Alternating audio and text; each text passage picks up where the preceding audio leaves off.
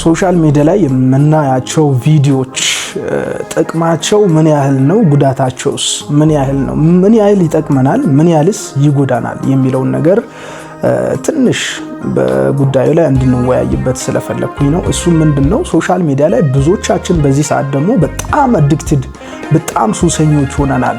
ሶሻል ሚዲያ ላይ ሁሉም ሰው በሚባል ደረጃ ስልኩን እንደዚህ ካላየ አይሆንም። በቃ ለቅሶ ቤት ቁጭ ይበል፣ ሰርግ ገብቶ ይሁን ቸርች ላይ ቁጭ ብሎ ሊሆን ይችላል፣ የትም ቦታ ቢሆን ስልኩን በየደቂቃው በየሰከንዱም ሊሆን ይችላል ስልኩን ከኪሱ አውጥቶ እንደዚህ ስክሪኑን የማያይ ሰው የለም ማለት ይቻላል። ምንድነው ጥቅሙ? አሁን እኛ ሰዎች የሚያስፈልገንን እንጂ የምንፈልገውን ነገር ማሳደድ ያለብን አይመስለኝም። ማሳደድ የለብንም።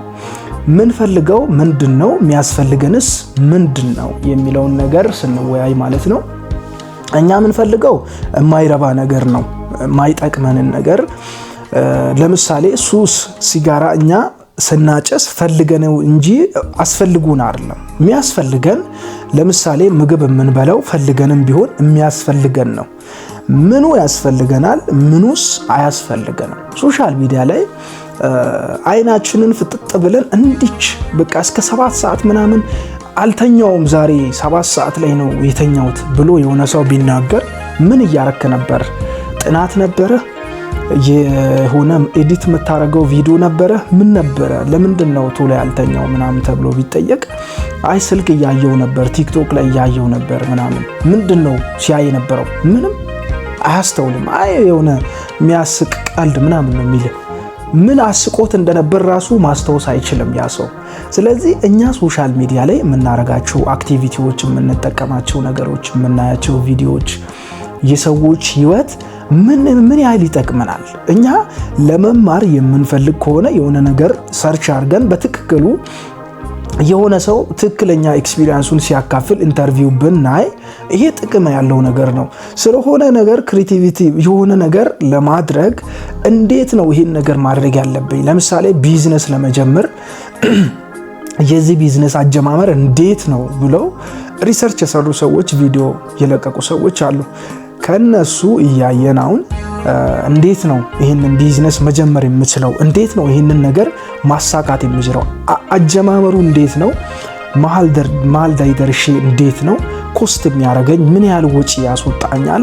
ከገባውበት በኋላስ ማድረግ ያለብኝ ምንድነው? መስራት ያለብኝ ምንድነው? ማሳደግ ያለብኝ ከኔ የሚጠበቀው ምንድነው? ምን ማድረግ አለብኝ? ምን ባደርግ ስኬታማ ልሆን እችላለሁ? ምን ባረግስ ሊያከስረኝ ይችላል? የሚሉ ጥቅም ያላቸው ቪዲዮዎች አሉ። እነዛን ገብተን ሰርች አድርገን ከእንደዛ አይነት ቪዲዮዎች ብንማር በጣም የሚጠቅሙንና የሚያስፈልጉን ናቸው።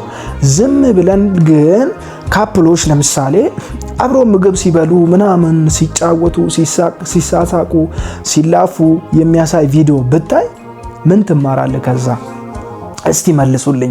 ምንም አትማርም። በቃ ሲላፉ ምናምን ታያለ። በቃ የሆነ ኢንጆይ ያረክ ይመስላል፣ የተዝናናክ ምናምን የሳቅ ይመስላል። ግን ከነዛ ህይወት ላይ የምትማረው ነገር ሳይሆን የምትናደድበት እንደነሱ ቢሆን ብለ በሌለው ዓለም ላይ እንድትጠመድ ራስን እንድትሸውድ ሌላ ስራ እንዳትፈጠር ምናምን የሚያደርግ ነገር ነው የሚመጣብህ ማለት ነው። ምክንያቱም አንተ ራስን እዛ ቦታ ላይ ነው ማስቀመጥ የምትጀምረው። አንተ እያደረክ አይደለም፣ እነዛ ሰዎችም እያሳዩ ያሉት ፋክት የሆነ ነገር አይደለም። እነሱ ምናልባት ሲላፉ፣ ሲሳሳቁ ምናምን ሲጫወቱ ቪዲዮ ሰርቶ ሊያሳዩ ይችላል። ነገር ግን እውነታው ራሱ ያ አይደለም። ሶሻል ሚዲያ ላይ ሰዎች ለኛ የሚያቀርቡት ቪዲዮ ሲስቁ የሚያሳይ እንጂ ሲያለቅሱ የሚያሳይ አይደለም። ሲበሉ የሚያሳይ እንጂ ሲራቡ የሚያሳይ አይደለም። እነሱ እዚህ ጋር ሲጋቡ ምን ስሉ ጥሩ ነገሩን ካሳዩም በኋላ ሲጋቡ ያያቸው ሰዎች ሲፋቱ ቪዲዮ ላታይ ትችላለህ። በነገራችን አያሳዩም። አንተና ማክሮ ቪዲዮ ላይ ይኸው እንደዚህ ልንፋታ ነው በዚህ ጉዳይ መግባባት አልቻልንም ብሎ ቪዲዮ አይሰሩልህም ሲጀመር ማለት ነው። ስለዚህ አንተ መሸወድ የሌለብህ የሰው ህይወት ያንተ ሊሆን አይችልም በምንም ካልኩሌሽን። እነሱ ታርቀው እንደዛው ቢቀጥሉ ራሱ ያን የነሱ ህይወት የነሱ የራሳቸው ነው። እነሱ በራሳቸው መንገድ ቢውልድ ያደረጉት ነው። በራሳቸው ብራንድ ነው የሚንቀሳቀሱት። በራሳቸው መንገድ ነው የጀመሩት የሚጨርሱትም። በራሳቸው መንገድ ነው። ስለዚህ አንተ ደግሞ የምትኖረው የራስህን ህይወት የምትመራው በራስህ ጭንቅላት፣ በራስህ አስተሳሰብ፣ በራስህ አቅም አንተ ባለህበት ደረጃ ነው። ስለዚህ የሰዎችን ቪዲዮ እያየክ እየተናደድክ ምናምን አንዳንድ ሰዎች እንደውም የሆኑ ካፕሎች ምናምን ቪዲዮ ሲሰሩ ያዩና በጣም ሲንከባከቧት የሆነ ወንድ ልጅ አሁን በጣም ሲንከባከባት እግሯን ሲያጠብ ሲያጎርሳት ሲያስተኛት ልብሷን ሲቀይር ምናምን እግሯን ሲያጠብ ብዙ ነገሮችን ሲያደርግላት ምናምን ካየች በኋላ ትመጣና አንተ እኮ እንደ ወንድ እንደ ሌላ ወንድ እንደዚህ አታረግም፣ ይሄ ቪዲዮ አይተሃል አይደለ? እዚህ ቪዲዮ ላይ እንደሚታየው አንድም ቀን አድርገህልኝ አታውቅም እኮ ምናምን ልትል ትችላለች።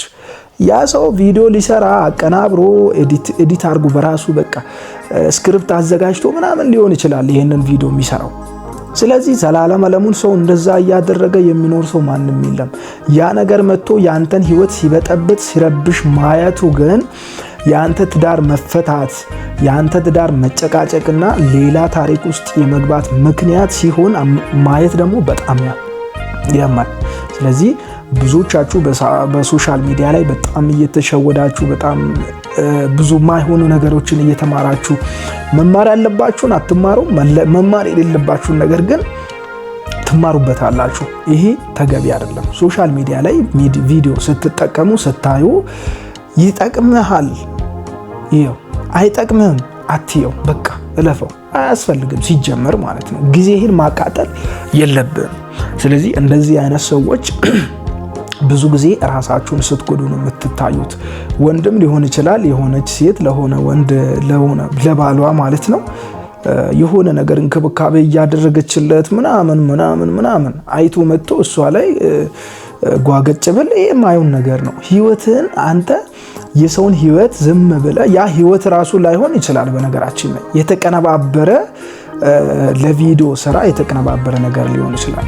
ያንን ነገር ፌኩን ነገር ኮፒ አድርገህ መጥተህ በራስህ ቤት ላይ ፔስት ስታረገው ህይወትን የማናጋት አቅሙ ያንተን ትዳር የማፍረስ ቤተሰቦችን የመበጥበጥ አቅሙ በጣም ከፍ ያለ ነው የሚሆነው።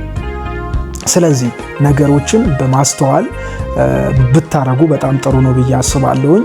ደግሞ ቲክታክ ላይ ብዙ ጊዜ የሚያስቃችሁ ቀልድ ላይ ዳንስ ሊሆን ይችላል አንዳንድ ፈን የሆኑ ቪዲዮዎችን ብቻ በማየት ራሳችሁን የምታጣምዱ ከሆነ መቼም ቢሆን ቁም ነገር ለማድረግ ቁም ነገር ለማዳመጥ አእምሯችሁ አይነሳሳም። ከዛ ነገር ጋር ምንም ቁም ነገር ከሌለው ምንም ከማይረባ ጉዳይ ውስጥ አዳፕት ያደርጋል። አእምሯችሁ ይለምዳል ያን ነገር። የሚያስቀውን ቪዲዮ ሁሌ ዝም ብላችሁ ስክሮል ምናምን የምታረጉ ከሆነ በቃ አእምሯችሁ ያንን ነገር ይለምዳል፣ ሁሌ ይፈልገዋል። አምጣው፣ እኔ ልሳቅበት፣ አምጣው፣ ፈታ ልበል፣ አምጣው፣ በቃ ልጃጃል፣ ሞኝ ልሁን፣ ጊዜን ላቃጥል፣ በማይሆን ነገር ራሴን ልሸውድ ላታልል፣ በማይሆን ነገር ሰዓት ላቃጥል ብሎ ነው አእምሯችሁ ደጋግሞ የሚጠይቃችሁ። ያንን ነገር ደግሞ ደጋግማችሁ ታቀርባላችሁ፣ ሱሰኛ ትሆናላችሁ። ሱስ ማለት ሲጋራ ብቻ አይደለም፣ ሱስ አረቄ ብቻ አይደለም፣ ሱስ እና ሌላም ብቻ አይደለም። የስድብ ሱስ ሊኖር ይችላል፣ የሐሜት ሊኖር ይችላል። ቲክታክ ላይ የማይጠቅም ቪዲዮ ስክሮል እያረጉ ማየት ሊሆን ይችላል። ፌስቡክ ላይም እንደዚሁ የማይረባ ቪዲዮችን ስክሮል እያረጉ ማየት ያ ሱስ ሊኖር ይችላል። ሱሴ ምንድን ነው ብሎ ማሰብ፣ ከዛ ሱስ ውስጥ እንዴት መውጣት እንዳለባቸውም ማሰብ አለባቸው ብዬ አስባለሁ እንደዚህ አይነት ሰዎች። ስለዚህ በጣም ተጠንቀቁ። ሶሻል ሚዲያ ስትጠቀሙ ሰዎች ሲተቃቀፉ እንጂ ሲደባደቡ፣ ሲናከሱ፣ ሲጣሉ አያሳዩአችሁም። ቪዲዮ ሲጋቡ ቪዲዮ አሳይቷችሁ፣ ሲፋቱ አያሳዩአችሁም። በቃ እነሱ ጥሩ ጎኑን ስለሚያሳዩአችሁ ትክክል ናቸው፣ እንደነሱ መሆን አለብኝ፣ በቃ እነሱ የሚበሉትን አይነት መብላት አለብኝ፣ እነሱ የሚዝናኑት አይነት ከተማ ውስጥ መዝናናት አለብኝ፣ እነሱ ምናልባት የሚሰሩበት ስራ በስራ ምክንያትም ሊሆን ይችላል አይፎን ፕሮ ማክስ 17 ቢይዙ አንተም እሱን መያዝ አለብኝ ብለ ለጥሪ ብቻ ሄሎ ለማለት ብቻ ፕሮ ማክስ 17ን በ300 ሺህ እና ከዛም በላይ ወጪ አውጥተህ ብትገዛ ምንም አይጠቅምህም። በቃ ስራ የምትሰራበትን ብር ሄሎ ለማለት ጆሮ ላይ ለምትይዘው ስልክ ምናልባትም እኮ አንድ ቀን ሌባ ሊወስድብ በሚችለው ጉዳይ ላይ ብርን ልታጠፋበት ትችላለህ። ስለዚህ የሚጠቅማችሁን፣ የሚረባችሁን፣ የሚያስፈልጋችሁን ብቻ ለማየት ሞክሩ። ሶሻል ሚዲያ ብዙዎችን ሀብታም አድርጓቸዋል፣ ብዙዎችን ለውጧቸዋል፣ የብዙዎችን ህይወት ቀይሯል። በጣም ትልቅ ደረጃ የደረሱ ሰዎች አሉ። በዛው ልክ ህይወታቸውን ያጡ ሰዎች አሉ። በሶሻል ሚዲያ ምክንያት ጊዜያቸውን ያጡ ሰዎች አሉ፣ ያቃጠሉ ሰዎች አሉ፣ ስራቸውን ያጡ ሰዎች አሉ፣ ተጃጅሎ ከሰው የወጡ ሰዎች፣ ከራሳቸው የወጡ ሰዎች አሉ። ስለዚህ ሶሻል ሚዲያን ስትጠቀሙ ከመጠቀማችሁ በፊት ቪዲዮዎችን ከማየታችሁ በፊት ምንድነው የምፈልገው? እኔ በዚህ ፕላትፎርም ውስጥ የሚጠቅመኝ የሚያስፈልገኝ እኔስ የምፈልገው ምንድነው? ቲክታክ ስገባ ምን ለማየት ነው? ምን ለማድረግ ነው? ዩቲዩብ ስገባ ምንድነው አላማዬ ብለህ ራስን ማለማመድ አለብን። ያ ካልሆነ ግን በጣም ብዙ ነገር ትስታላችሁ። ለምሳሌ እንበልና በመጨረሻ ቲፕ ነው፣ ድራማ የሚያዩ ሰዎች አሉ። ድራማ ማለት ተከታታይ ድራማ ሊሆን ይችላል፣ ፉል ሙቪ ሊሆን ይችላል። ከድራማ የምትማሩት ነገር ምናልባት ስለ ህይወት እነሱ የኖሩበትን መንገድ፣ ያለፉበትን መንገድ፣ ነገሮችን ችግሮቻቸውን የፈቱበት መንገድ፣ ከሰዎች ጋር ያላቸው ተግባቦት ምናምን ብዙ ነገሮችን ከዛ አውጥታችሁ ልትማሩበት ከሆነ ኢትስ ኦኬ ማየት ትችላላችሁ። ነገር ግን እነሱ ጋር ያያችሁትን ህይወት እንዳለ አምጥታችሁ ኮፒ አድርጋችሁ በራሳችሁ ህይወት ላይ የምትተገብሩ አይነት ከሆናችሁ ግን የማይሆን ነገር ነው።